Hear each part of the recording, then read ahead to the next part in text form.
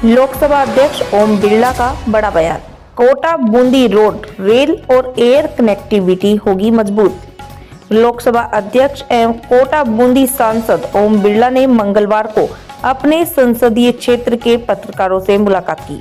इस दौरान उन्होंने कोटा बूंदी क्षेत्र में चल रहे प्रस्तावित विकास कार्यों की विस्तार से जानकारी दी। मीडिया से संवाद करते हुए स्पीकर ने कहा कि आने वाले समय में कोटा और बूंदी रोड, रेल और एयर कनेक्टिविटी के मामले में और अधिक मजबूत होंगे, जिससे आमजन के लिए आवागमन के साधन सरल और सुगम बनेंगे।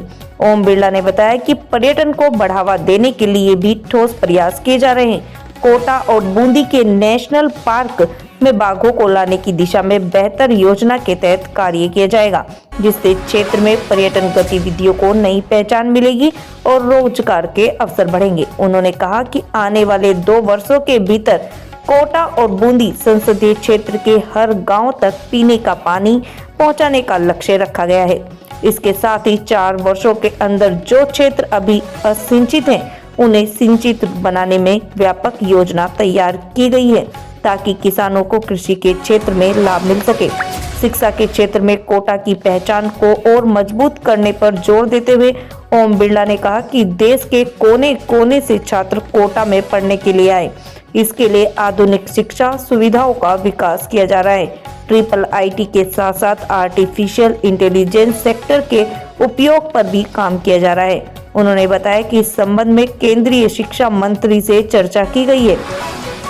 स्पीकर बिरला ने कहा कि कोटा बूंदी का समग्र विकास उनकी प्राथमिकता है और केंद्र व राज्य सरकार के सहयोग से क्षेत्र को शिक्षा, पर्यटन, कृषि और बुनियादी ढांचे के क्षेत्र में नई ऊंचाइयों तक ले जाया जाएगा।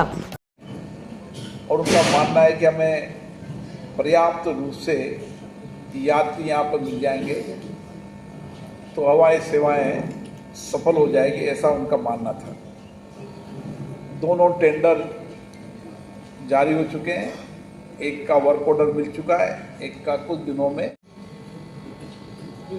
मुझे लगता है कि जो लक्ष्य है 2027 का, उस 2027 के लक्ष्यों पर ही विभाग ने मुझे आश्वस्त किया है कि हम 2027 तक यहाँ से हवाई सेवाएं शुरू कर देंगे। और इसके लिए उन्होंने हवाई सेवाएं वाली कंपनियों से चर्चा करना भी शुरू किया है। प्रारंभिक रूप से सभी हवाई सेवा वालों का रेस्पॉन्स बहुत अच्छा है और उनको लगता है कि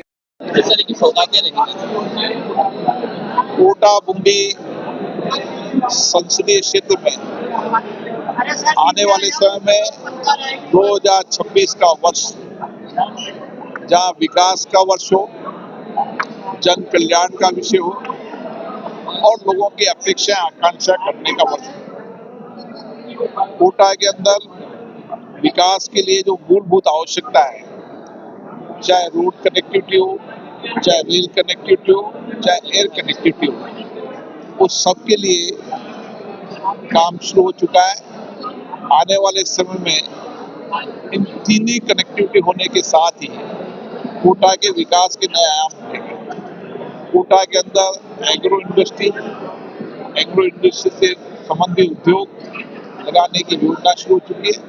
बड़े व्यापक स्तर पर आने वाले समय एग्रो इंडस्ट्री हम बनेगी। कोटा को पर्यटक रूप से डेवलप करने के लिए जहाँ यहाँ मुकंदा नेशनल पार्क और रामगढ़ नेशनल पार्क के अंदर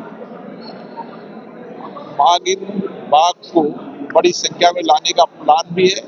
और जितने भी हमारे पर्यटक स्थल हैं, चाहे आध्यात्मिक पर्यटक स्थल, चाहे जंगल हो, चाहे जल हो, उनको भी डेवलप करने का काम किया जा रहा है। लोगों की जो मूलभूत आवश्यकताएं, पीने का पानी, बिजली, रोड कनेक्टिविटी, आने वाले समय में 2 वर्ष के अंदर कोटा बूंदी के हर गांव के अंदर लोगों को पीने का पानी मिलेगा, जो प्रधानमंत्री माननीय नरेंद्र मोदी की योजना है। इसी के हर खेत के पानी की योजना बना दी गई है। 4 साल के अंदर इस सारे इलाके को जो असिंचित है उसको भी सिंचित कराने की योजना बना दी है। इसी के साथ IIIT सेंटर को भी डेवलप करेंगे ताकि एजुकेशन का बढ़ाव बन सके। कोटा में देश और प्रदेश के अलग अलग विद्यार्थी यहाँ पढ़ते आने उनको अच्छा वातावरण मिले और जो बच्चे यहाँ पर पढ़ते हैं उनको अन्य शिक्षण संस्थाओं के अंदर भी यहाँ पर विकल्प हो, उसके लिए ट्रिपल IIT, उसके लिए AI सेंटर बना के योजना बनाएंगे। हमारी प्रयास है कि कोटा बूंदी की जनता के सहयोग से, उनके मार्गदर्शन में कोटा बूंदी संसदीय क्षेत्र के चौमुखी विकास की कार्य योजना बनाई है, जिसके परिणाम जल्दी आएंगे। शिक्षा के क्षेत्र एक बड़ा चैलेंज बन गया है। इसीलिए ट्रिपल IIT के सेंटर को बढ़ाने के लिए केंद्रीय शिक्षा मंत्री, राज्य के शिक्षा मंत्री के साथ बैठकर व्यापक चर्चा हुई है और इसको हम आने वाले समय टेक्नोलॉजी का बड़ा हब बना सकें, उसके लिए 1 महीने रिपोर्ट आएगी, उसके बाद राज्य केंद्र सरकार मिलकर योजना बनाएगी।